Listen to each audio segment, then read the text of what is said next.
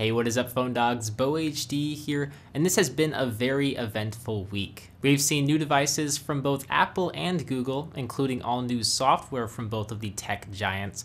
So let's go ahead and run through everything that happened this week in technology. So first of all, Google released the all-new Android 5.0 operating system dubbed Android Lollipop. Android Lollipop is one of the biggest software updates for Android as it features a new material design UI, which basically combines visual, motion, and interactive design all into one complete, elegant, smooth-looking OS. Now, this new OS will begin rolling out to many mid to high-end Android smartphones in the coming months, but Google has released two of their own devices, which will be the first to run the all-new operating system. The first device announced was the Nexus 9, a tablet made by HTC and designed by Google. It has an 8.9-inch 2K resolution display, an NVIDIA Tegra K1 64-bit processor with 2GB of RAM, an 8-megapixel camera, and a large 6700 mAh battery. It also features a brushed metallic design in a very slim profile,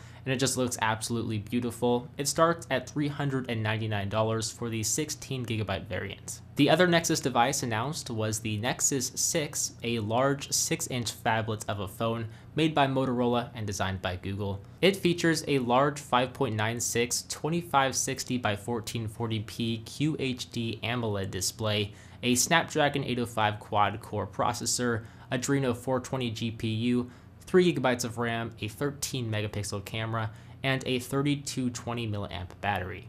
So there's no question this is a beast of a phone. It's spec'd out to the max. The only real criticism it's receiving so far is its size, which is rather large due to the 6-inch display. The good news is that it'll be coming to all 4 major carriers in the US, including Verizon, but if you're looking to buy it off contract, it'll set you back $650. But both the Nexus 6 and Nexus 9 will once again run the all-new Android Lollipop operating system, so if you're looking for a fast stock Android experience, then look no further than these two devices. And if you're a fan of Chromecast and are looking for the next best thing, Google has you covered as they have released the Nexus Player, which is essentially a Chromecast box that can play games and run a very simplified UI that has access to various media-related apps. It'll cost $99 and will compete directly with the Apple TV. Now, the other news this week comes from Apple, as Apple has released several new iPads and computers, and even some software. The new iPad 2 was announced this Thursday, and it features a new A8X chip, making it 40% faster than its predecessor. It's also the thinnest iPad to date, measuring in at a crazy 6.1 millimeters thin, and it'll start at $499 for the 16GB Wi-Fi version. The other iPad announced was the iPad Mini 3, which is basically the same as the last iPad Mini 2, except with the addition of the Touch ID sensor. It is available in silver, space gray, and gold, and will start at $399. Oh, and Apple has said that Apple Pay will be available for all the new portable devices starting this Monday, so stay tuned for that. Now, if you're a fan of Mac computers, Apple has refreshed the all-new iMac and Mac Mini lineup of devices. The new Retina iMac was announced, and it will feature a 5K 27-inch Retina display with a 5120 by 2880 resolution, which is 7 times as many pixels as you'd find in a high-definition TV. But it will cost you $2,499 for the base model, which includes a 1TB Fusion drive and 8GB of memory. The Mac Mini, on the other hand, received a spec bump as it now features a new 4th generation Intel processor